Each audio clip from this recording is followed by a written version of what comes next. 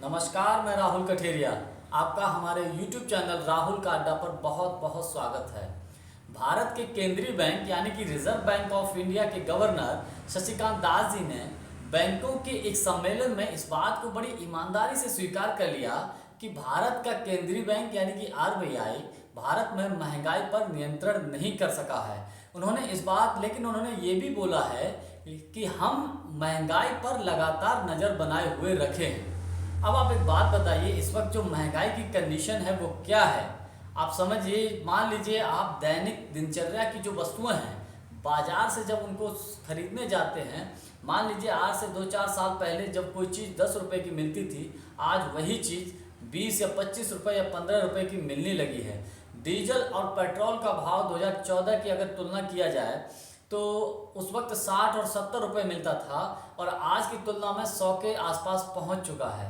Gas cylinder की अगर 2014 तक की बात करें तो उस वक्त गैस सिलेंडर आपका 400 साढ़े 400 रुपये मिलता था, लेकिन आज गैस सिलेंडर आपका 1000 रुपये से ऊपर पहुंच चुका है। यानी कि बहुत से ऐसे सामान हैं जो महंगाई बहुत उच्च स्तर पर पहुंच चुकी है।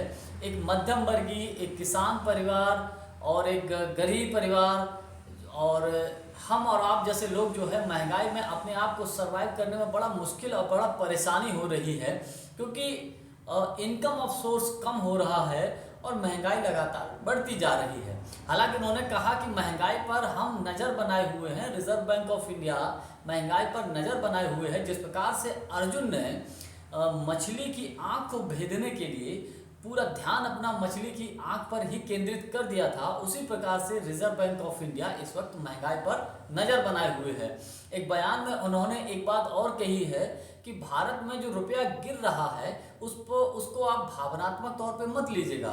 आप ऐसे समझिए कि डॉलर के मुकाबले रुपये को मत देखिए, आप ये देखिए कि भारत की जो करेंसी रुपया है वो अन्य देशों की करेंसी से भी बेहतर है। यानी कि उन्होंने इस प्रकार का बयान दिया है कि अभी कुछ दिन पहले जब भारत की वित्त मंत्री निर्मला सीतारमण जी से पत्रकारों ने सवाल किया कि भारत की अर्थव्यवस्था गिर रही है, भारत में रुपया गिर रहा है, तो उन्होंने कहा है कि भारत में रुपया नहीं गिर रहा, डॉलर मजबूत हो रहा है। यानी कि शक्तिकांत दास जी ने उसी प्रकार का एक बयान दे दिया है, हास्यास्पद बयान दे दिया है।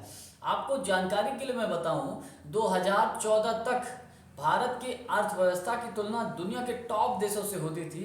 भारत की अर्थव्यवस्था की तुलना जैसे अमेरिका हुआ, जापान हुआ, चीन हुआ, रूस हुआ, फ्रांस हुआ, ब्रिटेन हुआ, ऐसे देशों की अर्थव्यवस्था से भारत की तुलना होती थी।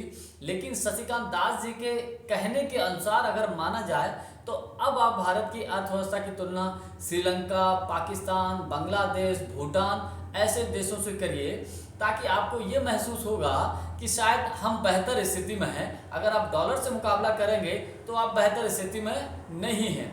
बड़ा हास्यास्पद और बड़ा मजाकिया बयान लगता है कि जब इस प्रकार के बड़े बड़े और जिम्मेदार पदों पर बैठे लोग जब ऐसा बयान देते हैं तो बड़ा दुख होता है।